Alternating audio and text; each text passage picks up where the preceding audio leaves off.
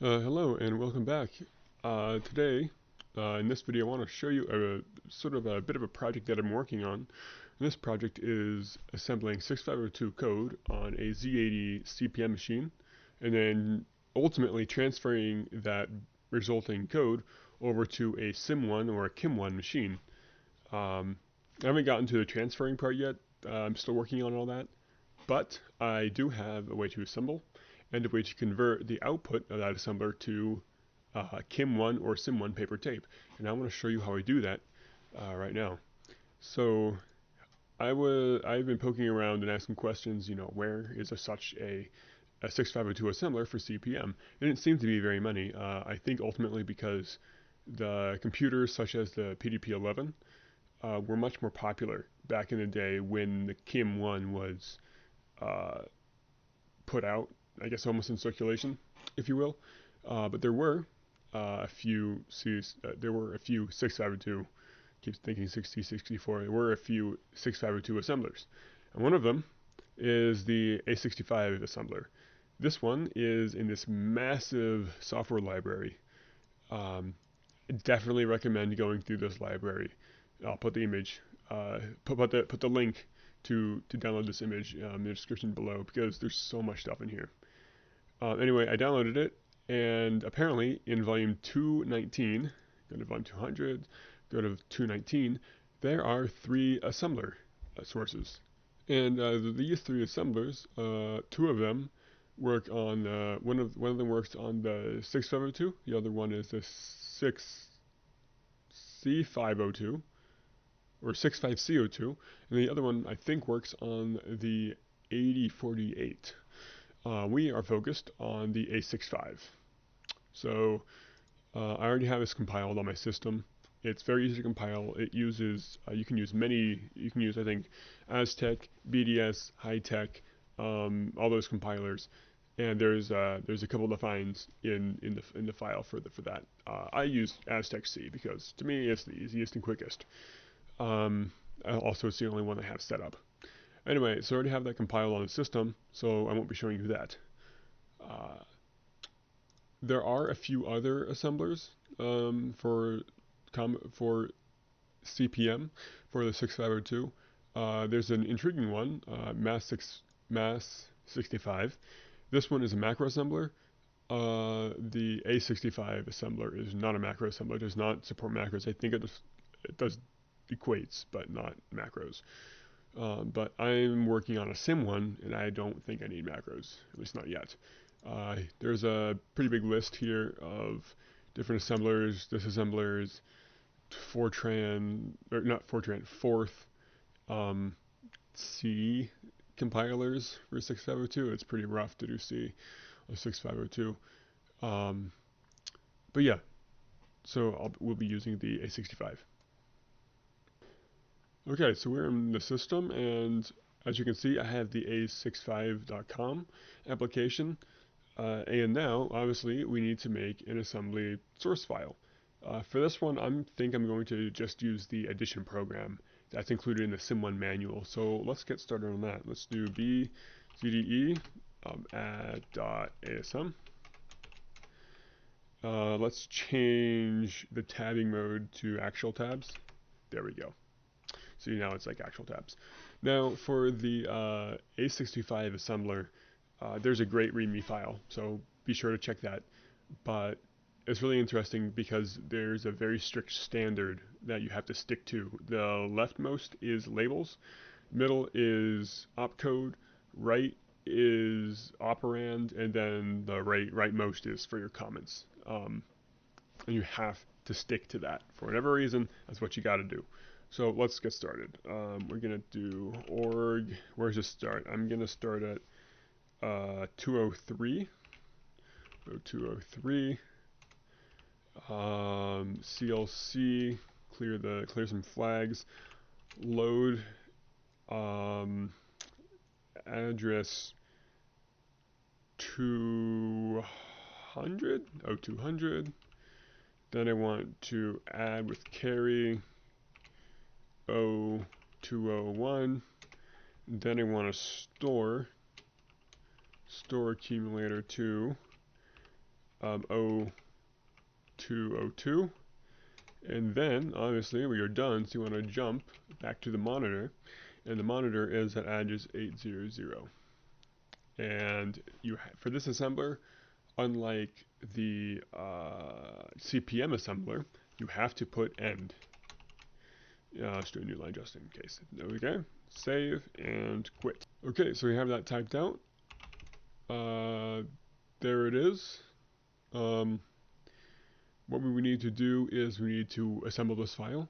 Let's do A65. What's the syntax? Input, output, yes. Okay, so let's do add.asm. add.hex. No errors, and it looks like it was assembled, so let's type add.hex. Okay, there it is. If you notice, there's something interesting.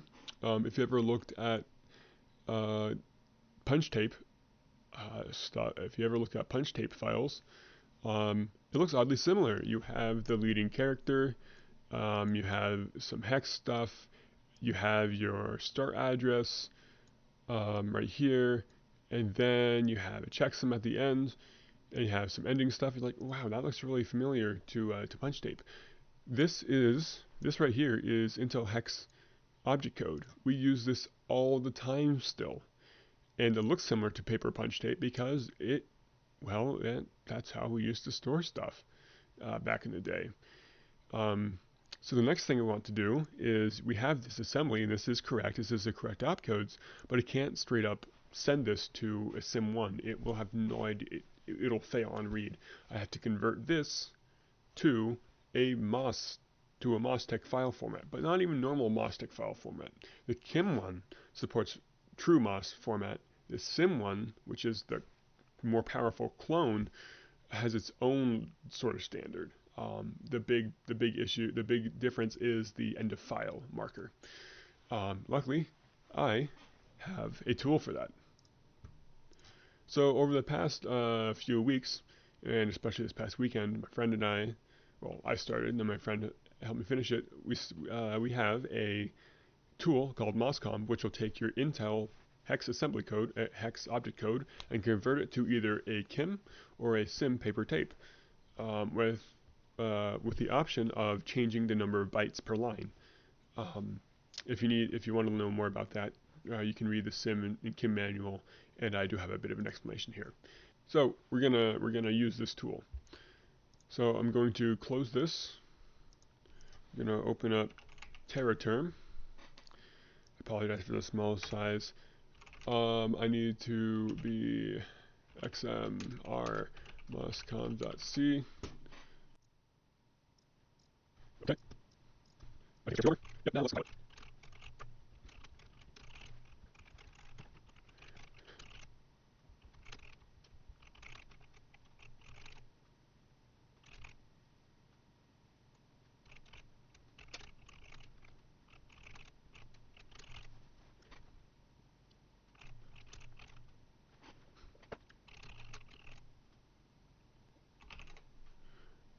Okay, sorry about that.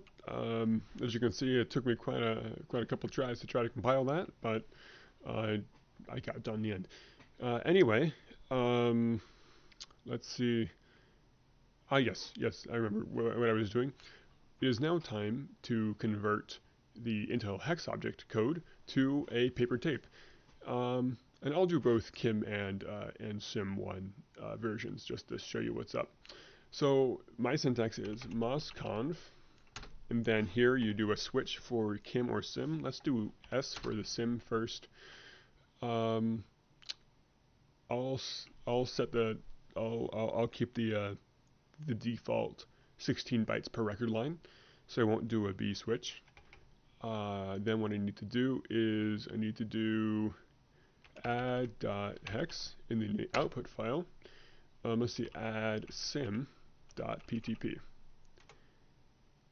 Now let's see what it looks like. Type add sim.ptp, And look at that, we have Sim1 paper tape right there. Now, in order to send this over, I think all you have to do is just pipe it out your separate, your other UART port. I don't have a tool for that yet. I am working on it. I'm sure you can find one or you can make one your own, but I want to make like one just for this environment. Anyway, let's make a Kim paper tape. Same stuff. MOSCONV K add hex, and let's do, what is it? Add kim.ptp. I will keep the default 24 bytes per record line. Okay, now let's type it out and see what it looks like. I'm not really sure. Add kim.ptp. And it looks like we have it working. We have a Kim1 paper tape. So you can convert to a Sim1 or Kim1 tape, and now all you have to do is make a paper tape loader program, send it right over to your system, and there you go. You have a retro system to assemble 6502 code and run it on your Kim or Sim. Thank you, and I'll keep you up to date on this complete endeavor. See you next time.